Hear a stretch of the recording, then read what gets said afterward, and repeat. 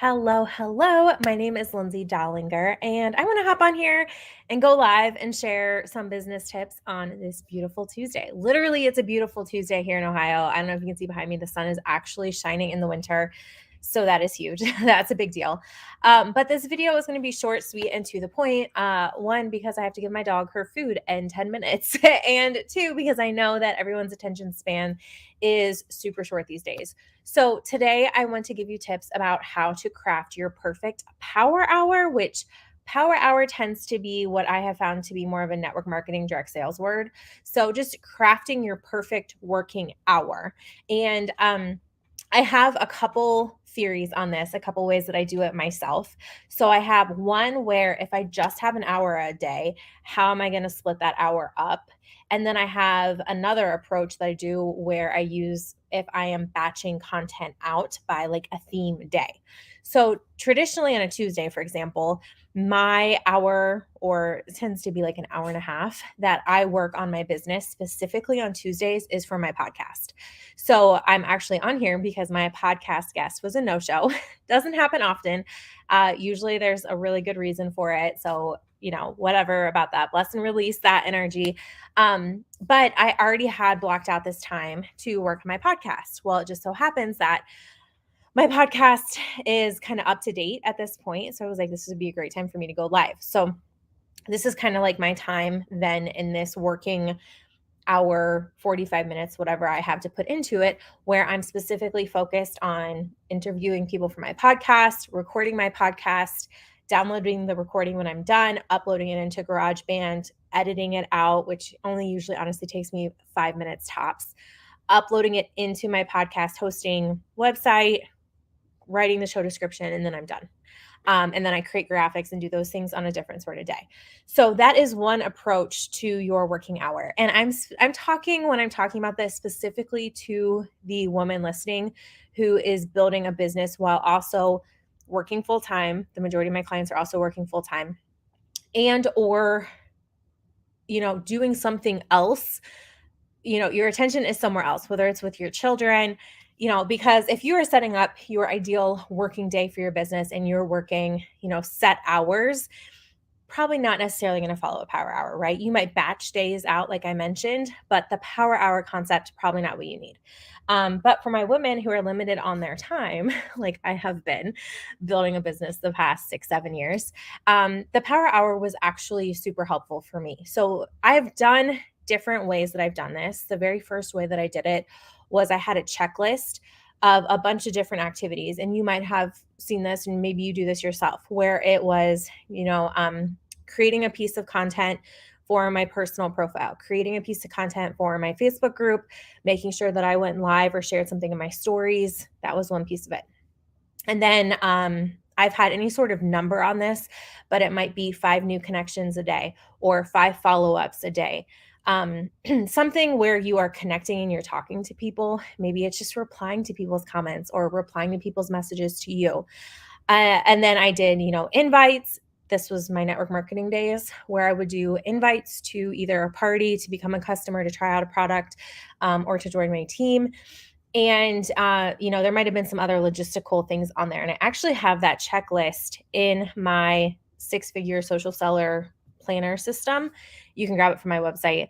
It used to be the direct sales done right planner and tracker system, but someone else took that name because I did not trademark it. A much bigger influencer than myself took that name and literally took the exact same name that I had and put it on there. So anyway, I digress. So I have that list. If you like an exact task checklist and your mind works that way, where you can do several different things and switch back and forth between those things. The method that I have done for the past, what year is this, 2023? Like 4-ish years, is I break my power hour into 3 20-minute chunks. My first chunk is connections with people. So the connections with people can literally be, and my preferred way to do it is scrolling through stories and commenting on people's stories.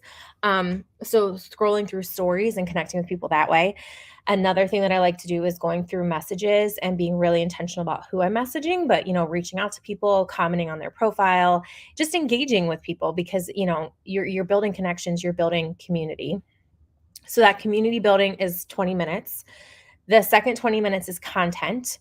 So for me, this could be creating a post on social where I mentioned, personal profile, business profile, Facebook private group. Um, Depending on the day, for me, it could also be composing an email to schedule to send or to immediately send out. It might be working on a freebie or an offer that I have coming up. So the content can be a lot of different things.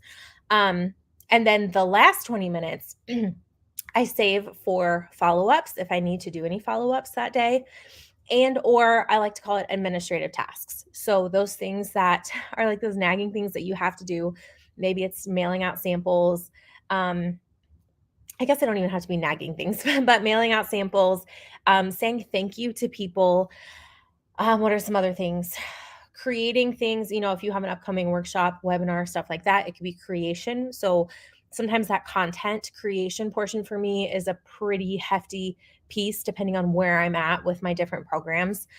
This might be confirming guests on my podcast. This might be confirming speakers in my membership. This could also be getting back to my clients, my one-on-one coaching clients, or my clients that are in my membership who have messaged me or they've commented on the daily post in my private group. And I want to make sure that I'm giving them feedback on what they're working on. So that last 20 minutes is kind of like choose your own adventure for me, whatever you actually really need to get done in your business, or it can be follow-up. So if you are a beginner, especially, I highly recommend following that. Connections and building relationships, networking for 20 minutes. 20 minutes creating content, scheduling out posts, scheduling out your party posts if you're network marketing, sending out an email. Email is huge. If you listen to my podcast, the Purpose and Pixie Dust podcast, I talk about email and building an email list all the time. I actually just shared some good stats in my membership group this morning about emails in 2023. And one of them is basically the return on your investment is at least four times for every email you send out versus your social posts. So if you don't have an email list, we need to chat. So again, content, 20 minutes, and then 20 minutes, choose your own adventure and or follow-ups. And again, if you are new in business, do the follow-ups. Make sure that the follow-ups are at least a portion of that 20 minutes.